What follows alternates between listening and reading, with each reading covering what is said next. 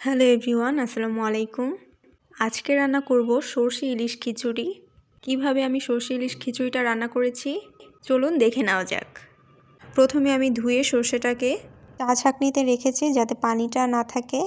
সরষের ভিতরে কিন্তু অনেক ধুলাবালি থাকে, তাই ভালোভাবে ধুয়ে নিতে হবে। একটা কাঁচামরিচ আর কিছুটা আমি লবণ দিয়ে ভালোভাবে পেস্ট করে নিয়েছি। সরষে পেস্ট করার সময় অবশ্যই একটা কাঁচামরিচ আর কিছুটা লবণ দিয়ে পেস্ট করবেন, এতে করে তেতো যে একটা ভাব থাকে সেটা আর থাকবে না। এখন আমি ইলিশ মাছটাকে ম্যারিনেট করে নিব। তাই প্রথমে আমি দিয়ে দিয়েছি হলুদের গুঁড়ো, স্বাদমতো লবণ, মরিচের গুঁড়ো, ফেটিয়ে রাখা টক দই আর সর্ষে পেস্টটাকে দিয়ে ভালোভাবে আমি মেখে নিচ্ছি। মশলার সাথে মাছটাকে ভালোভাবে মেখে আমি 5 মিনিটের জন্য রেখে দিব, যাতে করে মাছের গায়ে মশলাটা খুব সুন্দরভাবে ঢুকে যায়। এখন আমি খিচুড়ি রান্না করার জন্য নিয়েছি 2 রকমের ডাল আর চালটাকে দিয়ে ভালোভাবে এখন মিশিয়ে নিচ্ছি। ডাল চালটাকে মিশিয়ে নেওয়ার পরে ভালোভাবে এখন পরিষ্কার করে নিতে হবে। পানি দিয়ে আমি ধুয়ে নিয়েছি চালগুলো। এখন আমি একটা ফ্রাই প্যানে দিয়ে দিচ্ছি সরিষার তেল। সরষে ইলিশ খিচুড়িটা কিন্তু পুরো রান্নাটাই আমি সরিষার তেল দিয়ে করব, আর সরিষার তেল দিয়ে রান্নাটা করলেই কিন্তু খুব বেশি ভালো হবে, খেতেও ভালো লাগবে। মাছটাকে দিয়ে আমি কিছুটা পরিমাণে পানি দিয়েছি।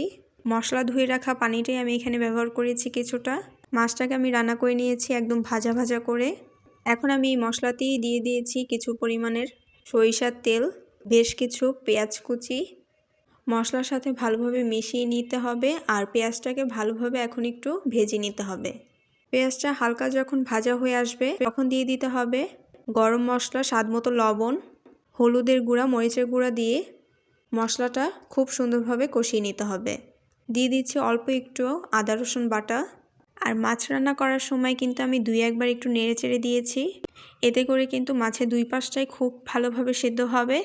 মশলাটা কষানো আমার হয়ে গিয়েছে। এখন আমি চাল ডাল দিয়ে ভালোভাবে এখন মিশিয়ে নিচ্ছি। কিছুক্ষণ আমি চালটাকে ভেজে নিব। যখন আপনারা চালটাকে ভাজবেন তখনই দেখতে পাবেন যে খুব সুন্দর একটা ঘ্রাণ বের হবে। দেখতেই পাচ্ছেন চালে কিন্তু এখন কোনো রকম পানি নেই। আমি ভালোভাবে নেড়ে চেড়ে ভেজে নিয়েছি। এখন আমি পরিমাণ মতো দিয়ে দিচ্ছি পানি, কয়েকটা কাঁচামরিচ দিয়ে সব কিছু একসাথে ভালোভাবে মিশিয়ে নিচ্ছি। চুলার আঁচটা কিন্তু এখন হাই হিটেই দেওয়া আছে। যখন খিচুড়িটা মাখো মাখো হয়ে আসবে তখন চুলার আঁচটাকে লো হিটে দিয়ে পুরো রান্নাটা করে নিতে হবে। সরষে ইলিশ খিচুড়ি রান্নার ক্ষেত্রে আপনারা চাইলে এই সাইজের মাছটাও নিতে পারেন বা এর থেকে বড় সাইজের মাছ দিয়েও কিন্তু আপনারা খিচুড়িটা রান্না করতে পারেন। যখন খিচুড়িটা মাখো মাখো হয়ে আসছে আমি কিন্তু তখন চুলার আঁচটাকে লো হিটে দিয়ে খিচুড়িটা খুব সুন্দরভাবে রান্না করে নিয়েছি। এখন আমি নেড়ে চেড়ে দিচ্ছি আর চারদিকে ভালোভাবে ছড়িয়ে দিচ্ছি, কারণ মাঝখানে আমি মাছগুলোকে দিয়ে দমে রেখে দিব। সাইড থেকে খিচুড়িটাকে নিয়ে আমি ভালোভাবে মাছগুলোকে ঢেকে দিচ্ছি। 5 থেকে 7 মিনিটের মতো দমে রেখে দিতে হবে। 5 থেকে 7 মিনিট পরে আমি উঠিয়ে নিব।